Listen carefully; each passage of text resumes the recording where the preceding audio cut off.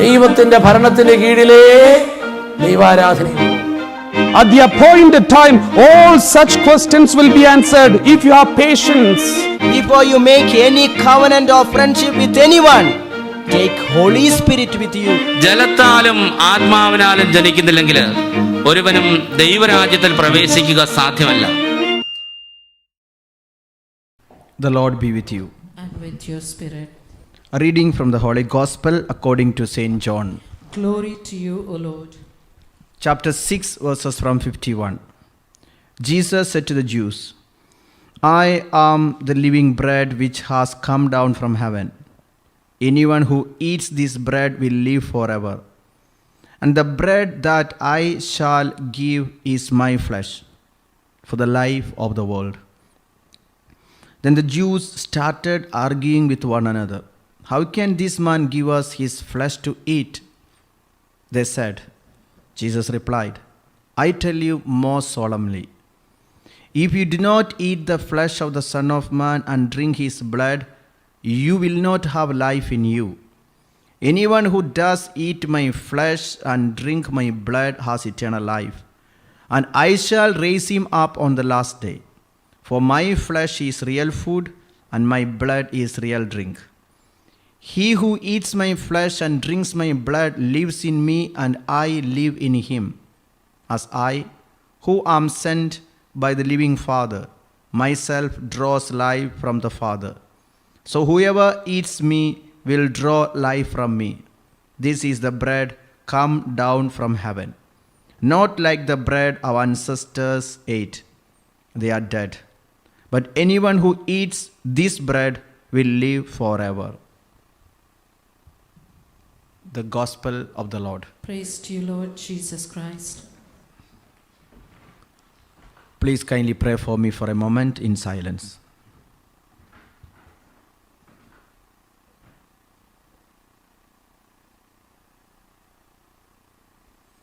Thank you for your prayers. God is good all the time. All the time, God is good. Today we have this solemn feast. This is called Corpus Christi. That is the body of Christ. Why this feast is being started? It was started by Pope Urban IV. It was in 1264. The reason for this, one of the main reason, there was a holy nun called Saint Juliana of Mount Cornelion. She's from Belgium. One day during prayer, she had a vision of a full moon. And inside the full moon, she could see one black spot. And while praying, she got the revelation that it is a missing feast. Until then, there was no feast in honor of the body and the blood of Christ. She told this to the priest. Then the Pope was informed. Then the Pope got convinced that there should be a feast in honor of the body and the blood of Christ. And Pope entrusted St. Thomas Aquinas to prepare the Mass and the office for the feast of Corpus Christi. Since then, it's in the liturgy. Another important thing why this feast was introduced is because of a priest. He's a German priest called Father Peter for Prague. Now, he had this doubt whether the real presence is there in the body and the blood of Jesus. He had this doubt. So he was on a pilgrimage to Italy. And on his pilgrimage, where he reached in Bolseno in Italy, he was celebrating the Mass with that suspicion. And that day while celebrating, as he was breaking the bread, the blood came out of it. He was so much shocked, and he could really cry and feel the presence of the Lord. It was being informed to the bishop, then to the Pope, and still there is this, that real presence is being made visible in the cathedral in Oviedo in Italy. Now, as we have this solemn feast, the church wanted to speak and tell you that the body and the blood of Jesus the Eucharist has the real presence. It is the most real presence on earth. This is the presence of God. That's what we have just read. This is John chapter 6 from 51 we have read that Jesus himself said from his mouth, I am the living bread. Who said this? Jesus. I am the living bread that came down from heaven. That is why in the Holy Catholic Church we have the bread, and through the Eucharistic prayer that bread truly becomes the body of Jesus. The blood of Jesus comes into it. That is the real presence. So Jesus himself said, I am the living bread that came down from heaven. Whoever eats of this bread will live forever, and the bread that will give for the life of the world is my flesh. If possible, you can repeat the word of God together with me. I am the living bread I am the living bread that came down from heaven. that came down from heaven. Whoever eats of this bread Whoever eats of this bread will live forever. will live forever. And the bread that I will give for the life And the bread that I will give for the life of the world of the world is my flesh. is my flesh. Remember, Jesus said this, opening his mouth.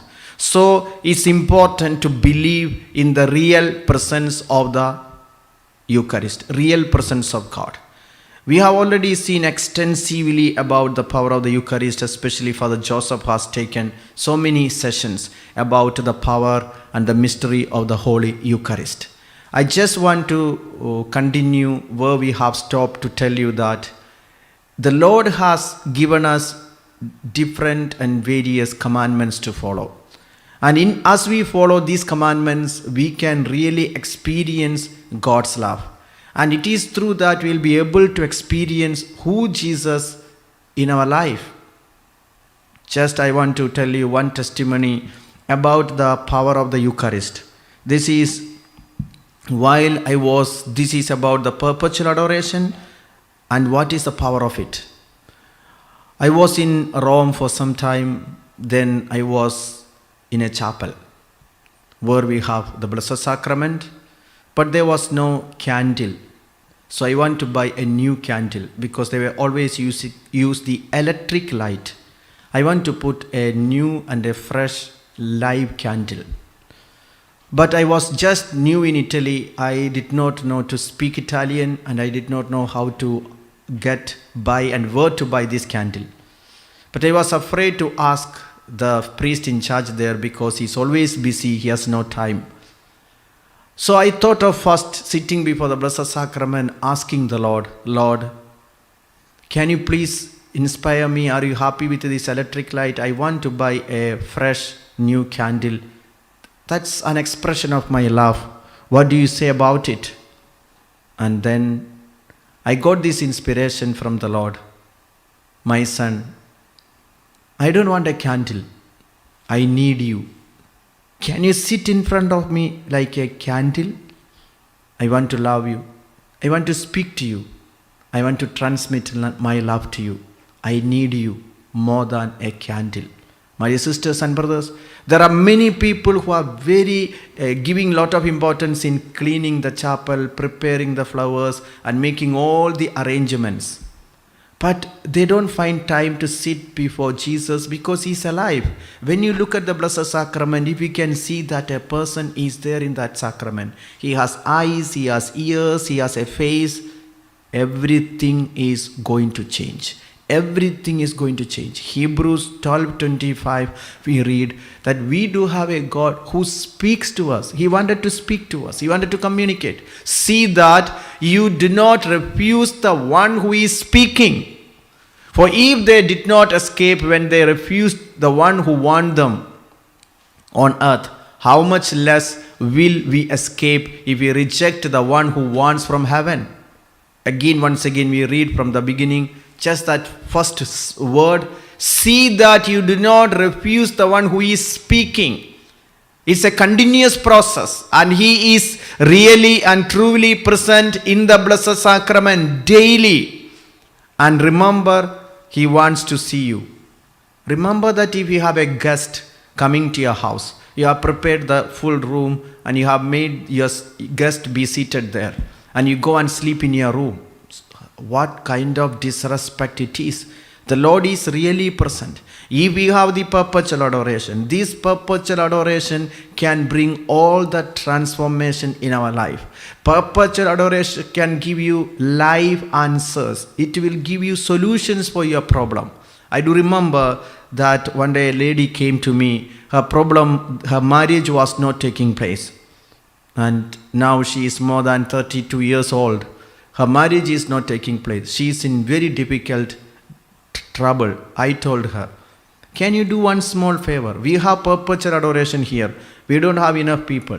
Can you go and sit before the Blessed Sacrament? And whatever inspiration you get, write down in a piece of paper. It will help not only you, but also even those who are not married. So your intention is not just your marriage to take place. There are many whose marriages are not taking place. Can you also pray that? Because it is God's will, somebody should get married. This is part of 6th commandment. When the Lord says, you shall not commit adultery, in itself it implies you have to get married. Let's read in 1 Corinthians chapter 7 from 1. This is God's teaching. Let's listen to the word of God. Then you will understand. Now, concerning the matters about which you wrote, it's well for a man not to touch a woman. It is well for a man not to touch a woman. See that we live in a society, in a community, in a culture, in a generation where sexual immorality is on the peak. And the scripture says, it's well for a man not to touch a woman. Then we read verse 2. But because of cases of sexual immorality, each man should have his own wife and each woman her own husband. It is what God's design. So a woman who is maybe 25 years, 26 years, 24 years, a man is also of that same age, is God's plan. You should marry, because if a woman is not married at the age of 32, that means she has not started a life of her own according to the plan of God, if it is God's will to get married. So if so many people, their problem, they are undecided, they don't know what to do.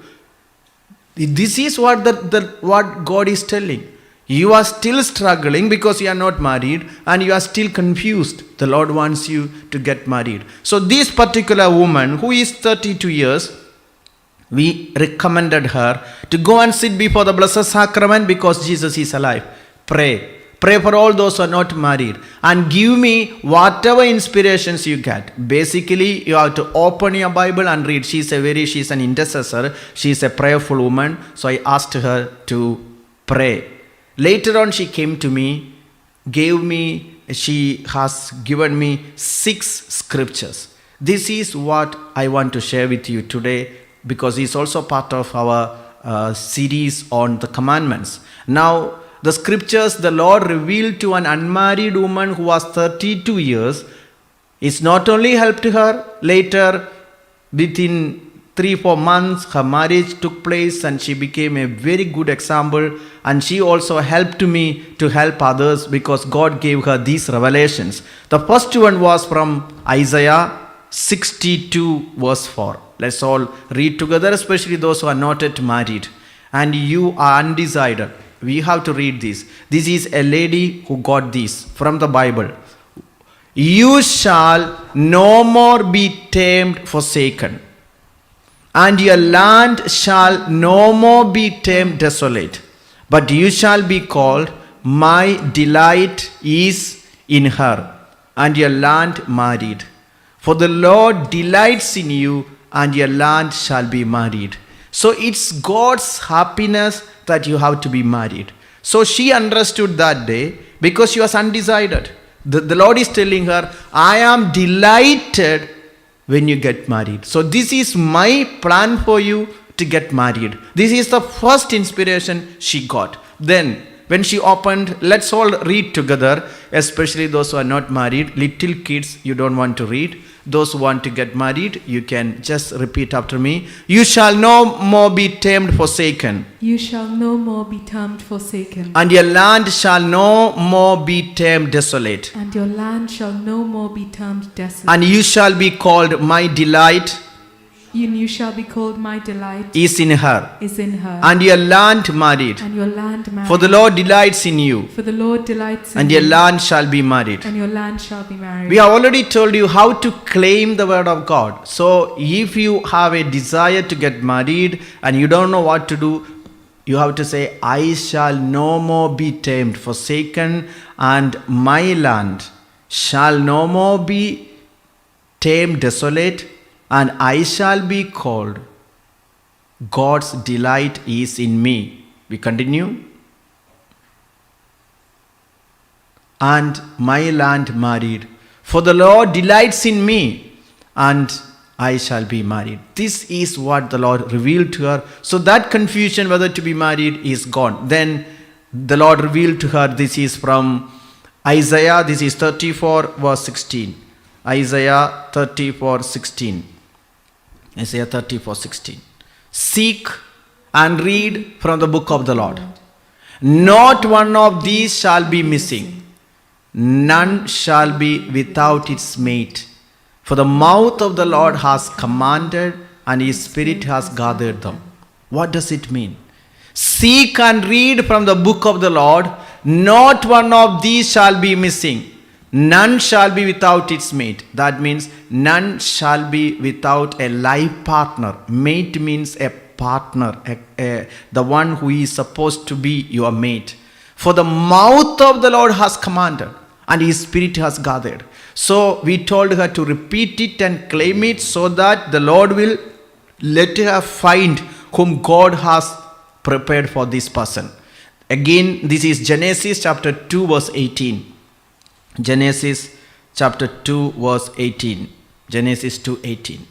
Then the Lord God said, it is not good that the man should be alone. I will make him a helper as his partner. This is what the Lord, when he created the human beings, he said, it is not good that the man should be alone. I will make him a helper as his partner. In the same way, we also read in the book of Tobit. This is chapter 6, Tobit chapter 6 verse 18. The same thing, and 8:6, Tobit chapter 8 verse 6. I will read this out to you. You made, this is the prayer Tobias prayed. The book of Tobit is a beautiful prayer for families. Beautiful book. Tobit 8:6. You made Adam, and for him you made his wife Eve as a helper and support. From the two of them the human race has sprung. You said, it's not good that the man should be alone. Let us make a helper for him like himself. This is God's word. What this girl was getting the revelation. It is God's plan that she should get a partner. If it is God's original plan, why I am not getting? And we should know, when we ask, when we plead, Lord, you yourself said, it's not good for me to be alone, and I am already 32 years. You said you have prepared a partner. Show me this. So she was claiming God's promise. Tobit 8:6. You made Adam, and for him you made his wife Eve as a helper and support. From the two of them the human race has sprung. You said, it is not good that the man should be alone. Let us make a helper for him like himself. So when she started to claim it, the Lord has opened the door. Again, another scripture the Lord gave to her is Isaiah 43:6. Then now her prayer is, I don't know where is my partner. You yourself have to bring this. I will say to the north, give them up, and to the south, do not withhold. Bring my sons from far away, and my daughters from the ends of the earth. You don't know basically where your partner is at present. The Lord knows. Whether he is in north or whether he is in south. Whether he is in America or he is in Canada. Whether he is in India or he is in Goa. Or he is in Mumbai or he is in Nairobi. You don't know where he is. God knows. And when you are claiming, Lord, bring your daughter, bring your son, whom you have prepared, this is what the Lord is going to do. Again, now this is from Isaiah chapter 60 verse 20. Isaiah 60 20. Isaiah 60 verse 20. Your sun shall no more go down, and your moon withdraw itself. For the Lord will be your everlasting light, and your days of mourning shall be ended. The Lord is telling her as she is praying, my daughter, your days of mourning shall be ended. You were praying all throughout to find a partner, and I will bring that person to you, and your days of mourning shall be ended. Then Isaiah 65:24. Isaiah 65:24. Before they call, I will answer. While they are yet speaking, I will hear. Please repeat after me. Before they call, I will answer. Before they call, I will answer. While they were yet speaking, While they were yet speaking, I will hear. I will hear. The moment as you repeat this word of God, somebody who has severe shoulder pain, the left hand, the Lord is healing. Somebody also with a severe back pain, the Lord is also setting you free. And the Lord revealed to this particular girl who is 32 years, her marriage was not taking place. The Lord is telling, claim what I myself have told you. Those 6 scriptures. Let me repeat once again. The first one, Isaiah 60:4, that this is the will of God, that you should get married. Then Genesis chapter 2:18, that the Lord has already created a partner for you. And the third one, Isaiah 34:16, that nothing will be without its mate, that the Lord has already created a partner for you. And the fourth one is Tobit 8:16, as the Lord has prepared Eve for Adam and Adam for Eve, God has also prepared a partner for you. And the fifth one is Isaiah 60:20, where the Lord is assuring your days of mourning is ended. Then the final one is Isaiah 65:24, before they call, I will answer.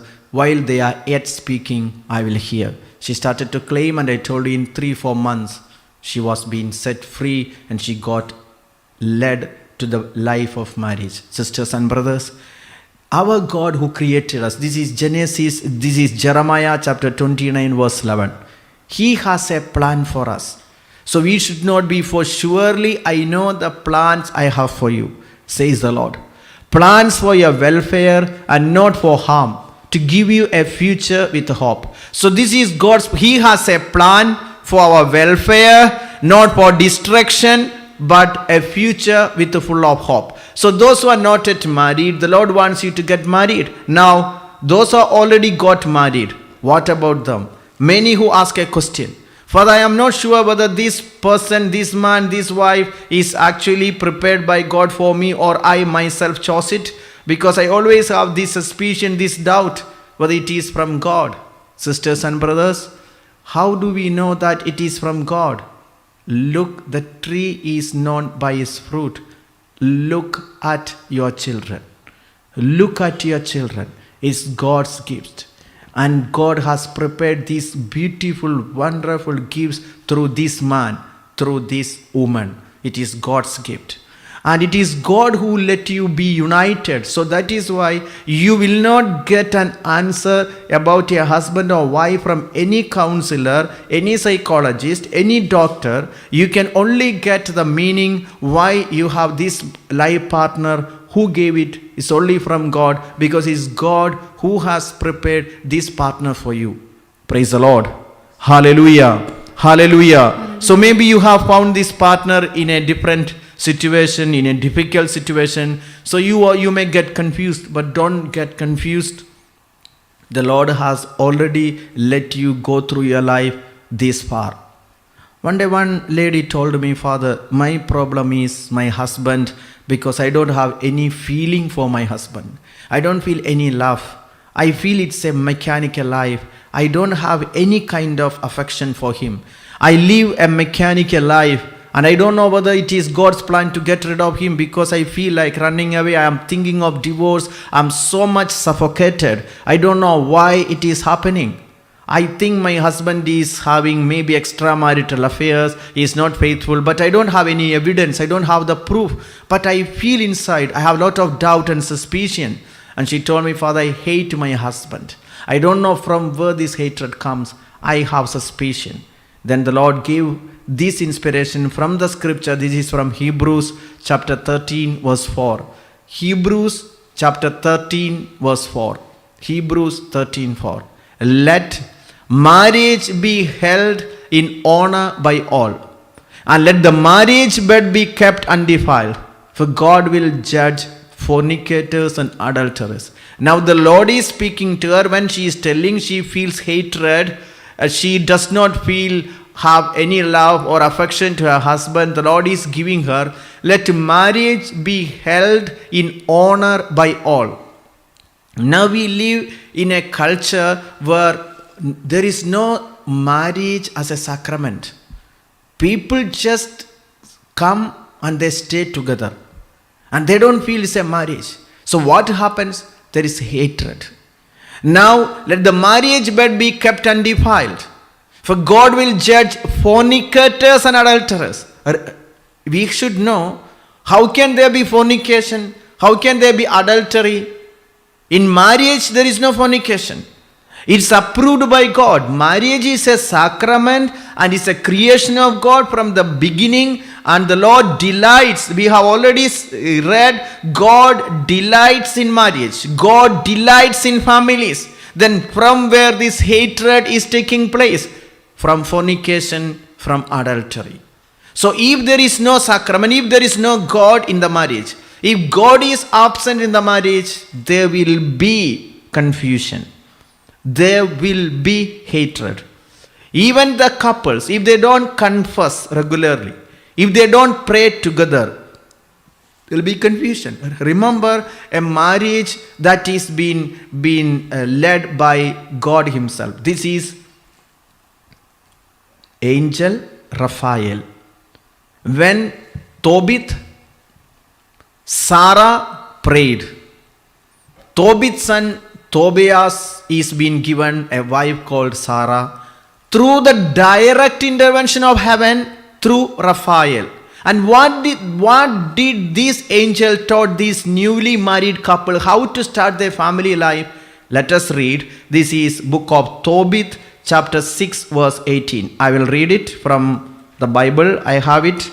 I will read it. This is Tobit chapter 6 from 18. I will read it. The demon will, when you enter, this is what the angel taught. When you enter the bridal chamber, take some of the fish, liver and heart, and put them on the embers of the incense, and odor will be given off.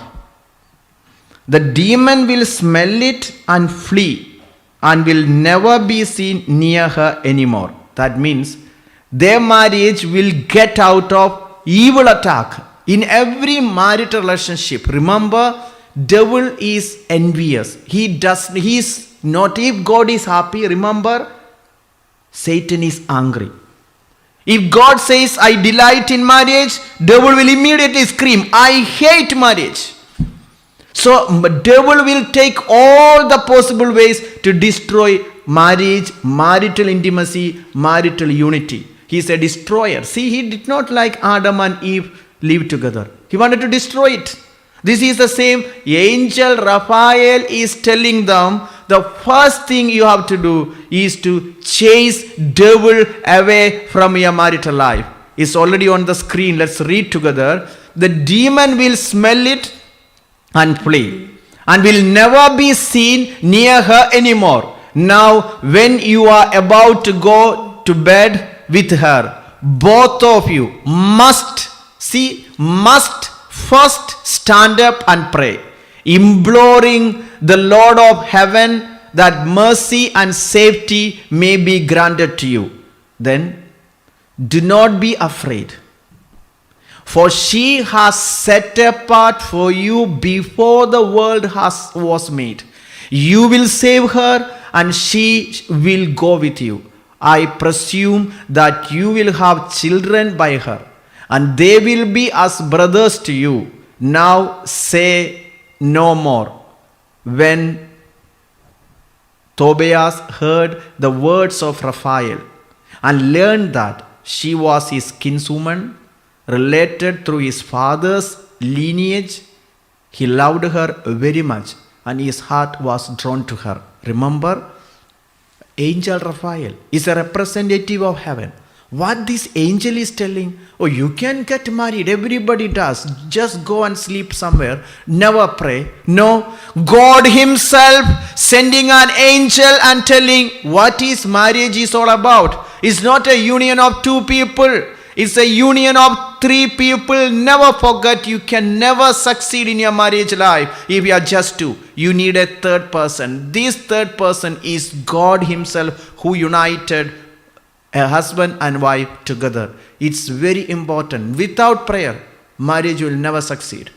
I am a witness of my parents' marital life. They are now more than 65, 66 years they are married. My father is 94 years, my mother is 84 years.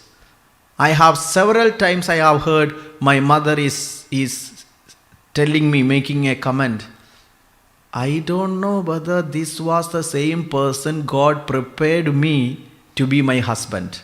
She is 84 years. She has 10 children. Still sometimes she is having suspicion because of the opposite character of my father. That's why she is telling. She has this suspicion. When I became a priest, I came to know this is not just the problem of my mother. Almost all the women has this suspicion. Now, why do I say? You will not understand because it's a mystery, my dear sisters and brothers. This mystery can be unveiled only through prayer.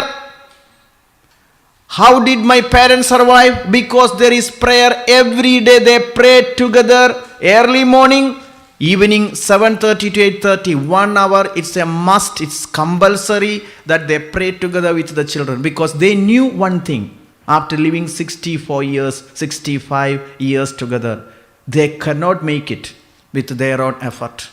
If it was with their own effort, they would have been divorced long time back.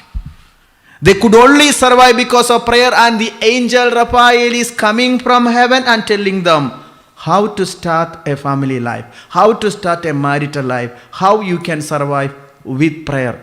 Without prayer, nothing will, even you cannot even get a life partner. I have a testimony of my own sister's marriage. My own sister had several proposals to get married. Nothing was taking place. And until after she made a lot of prayers, she regularly went for Holy Mass, perpetual adoration. That's the time she got married. After the marriage, my sister gave me a testimony of her husband.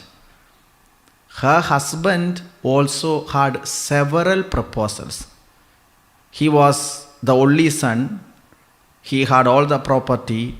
He was rich. He had all the qualities to get a life partner. He had the qualities to get a wife. But when he started inquiring for marriage, certain girls he liked, but they did not like him. Certain girls liked him, but he did not like them. It went on. 39 people he met, nothing worked, and until he came to know one thing. I am not eligible, I am not capable, I am not rich, I need God to get a life partner. So he said, one day on his way to home, there was a Marian grotto on the roadside. He knelt in front of this Marian grotto and he prayed to Mother Mary saying, Mother Mary, I need your help. I need a life partner. I tried my level best. He said he never knelt in front of the grotto and it is on the roadside. People are walking that road and it's a shame for him. But he humbled himself. And that day he heard a voice from the grotto of Mother Mary. The next one will be your partner. That's the time he went and met my sister. and the marriage took place. And my sister gave me this testimony saying that it is God who led him to me. It's God who opened his heart. Sisters and brothers, why the Lord made him to wait all these years, all this time, nothing worked? Because a human person, when he realizes that I cannot get a life partner with my own efficiency, with my educational qualification, with my own hard work, with my own inquiry, I need God. If it is coming from God, I kindly beg you and request you, how long, how earnestly you are praying to God, the creator of the humankind, to give you the partner prepared for you before the earth was begun. Once again, let us read. This is the same scripture, Tobit chapter 6 verse 18. It is already there on the screen. The second part we can read. Do not be afraid, for she was set apart for you before the world was made. Remember, there is a partner God has prepared for you before you were born.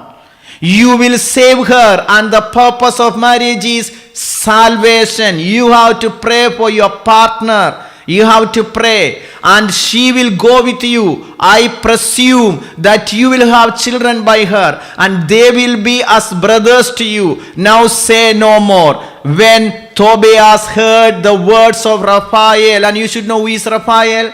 Angel Raphael, God's own representative, is telling him that this is your partner beforehand. God has prepared someone for you. And don't ask from the Lord. How long you have asked from the Lord? Some people are tired. They said, I have prayed enough. No more I will pray. You have to pray until somebody is coming. I know a person who got married. It's a very beautiful story. He was going for Sunday. He was always, every day he goes for mass. And he will pray, Lord, I need a partner who also goes with me for daily mass. And as he was attending the holy mass, he looked back, he found a girl who was there attending daily mass. And that day she had no means to go back home. He had the only one who had the means to go back. And he asked why she is there. She said her only desire is to attend daily mass. It was his only desire. And that's the way they met inside the church. They got married, and God has made them to meet in the church itself. Sisters and brothers, do you think the Lord has forgotten you? You are wrong. Do you think the Lord has no plan for you? You are wrong. Do you think God has forgotten that you should get married? You are wrong. You have to sit before the Blessed Sacrament. He's alive. He's waiting to talk to you. He will give you evidence. He will give you the name. I know certain people, before their marriage, they got even the name. They got even the vision of whom they are supposed to get married. He's so much concerned. And the life is not ended just when you get life partner. Raphael told, you need to continuously pray. Why this lady had hatred towards the husband? Because they were just living together without the sacrament of marriage. This is Hebrews chapter 13 verse 4 we have read. We just go back to the same scripture. Let marriage be held in honor by all. Marriage is a sacrament. It's something to be honored. And let marriage bed be kept undefiled. So there should be purity and sanctity in the marital relationship. It can only take place with true prayer and devotion. Pray after me. My Lord Jesus, My Lord Jesus, I beg you to reveal to me the life partner the life partner you have prepared for me. I have prepared. I beg you, my Lord, I beg you, my Lord, give me the grace give me the grace to pray unceasingly to pray unceasingly with my partner, with my partner, so that my marriage, my family will hold on according to your plan. My Jesus, I know I cannot make my own plan. I need your plan to be unveiled in my life. On this great feast of Corpus Christi, reveal to me your will in my life.